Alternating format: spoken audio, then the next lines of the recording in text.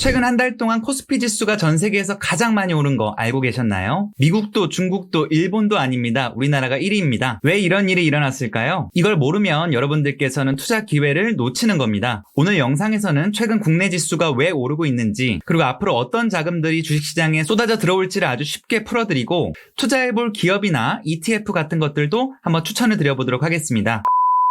안녕하세요. 자산관리 이 대표입니다. 2025년 6월 한 달 동안 코스피 지수가 무려 13.93% 정도를 상승했습니다. 세계 주요국 증시 중 압도적인 1위를 달성했는데요. 같은 기간 미국 S&P 500 지수는 3.57%, 일본 니케이 지수는 6.18%, 중국 상해 지수는 고작 0.67%였죠. 그럼 이러한 상승들이 왜 일어났는지를 여러분들께서 이해하시는 게 매우 중요한데요. 전문가들은 이렇게 이야기합니다. 부동산 규제가 강해지면 자금은 결국 금융시장으로 흐른다고요. 혹시 여러분들도 부동산에 관심 있거나 투자를 고려 중이셨는데 대출 규제 때문에 포기를 하셨나요? 그럼 그 다음은 어떤 생각을 하셨어요? 아마도 요즘에 증시가 좋다라고 하는데 증시에 투자 좀 해볼까? 아니면 삼성전자를 더 투자해볼까? 실제로 여러분들이 생각하시는 것처럼 이러한 자금들이 국내 증시로 많이 편입이 되고 있습니다. 그리고 이건 단순한 추측이 아니고요. 최근에 증권 가입자 수라든지 투자 관련된 유튜브 채널이 급성장하는 부분들도 이런 부분들로 보여집니다. 다시 말해서 돈이 움직이고 있다라고 하는 신호를 곳곳에서 파악이 가능하죠. 그러면 어떠한 부동산 규제가 있었냐? 잘 아시는 것처럼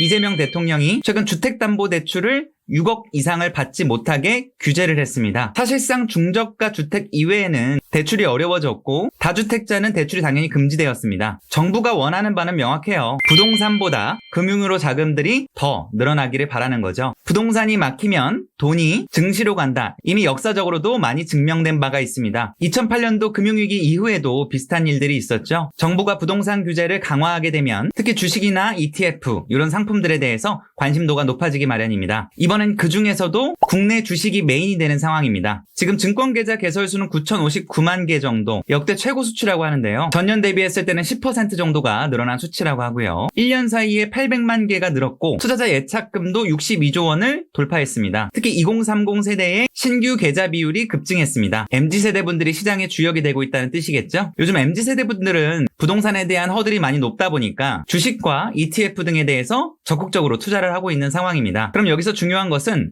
코스피 지수가 더 오를 수 있을까요? 혹은 어떤 종목들, 어떤 기업들에 투자를 해야 될까요? 이런 질문들이 될 것입니다. 그거에 대해서 제 의견을 좀 드리려고 합니다. 증시는 선반영의 원칙들이 있어요. 나중에 기사가 나오고 뉴스에서 막 도배가 되기 시작하면 이미 늦었다라고 보시면 됩니다. 이재명 대통령의 공약 중에 하나가 코스피 5천까지 만들겠다였죠. 제 생각으로는 코스피 5천이 돌파할 수도 있고 못 갈 수도 있지만 그 근방까지는 어느 정도 가지 않을까라고 하는 생각에 무게를 좀 두고 있습니다. 실제 증권사의 리포트를 보면 하나증권에서는 올해 코스피 상단의 영역을 4,000포인트까지 잡고 있고요. KB증권에서는 최근 3,700포인트까지 상향 조정을 했습니다. 지금 코스피 지수가 약 3,060포인트 정도 되니까 이 정도라고 하면 최소 20%는 상승 여력이 있다라고 보는 거죠. 지수가 20% 정도가 오른다라고 하면 개별 종목들은 40에서 50% 정도까지도 올라갈 수가 있습니다. 그럼 이렇게 오를 만한 기업들이나 오를 만한 지수들에 잘 투자하는 게 중요하겠죠. 그러면 투자를 하긴 해야 되는데 어떤 종목과 어떤 기업들에 투자를 해야 될지 궁금하실 수 있을 겁니다. 제가 추천드리는 건 크게 3가지 정도입니다. 가장 기본적으로 지수를 잘 추종하는 코덱스 200이라고 하는 ETF와 코덱스 레버리지라고 하는 ETF, 먼저 ETF를 먼저 추천을 드리고요. 코덱스 200 같은 경우에는 코스피 200이라고 하는 지수를 가장 잘 추종하는 ETF라고 보시면 될 것 같고요. 코덱스 레버리지 같은 경우에는 코스피 지수의 약 2배 정도를 추종하는 ETF라고 보시면 됩니다. 다시 말해서 증시가 20% 정도 오른다라고 하면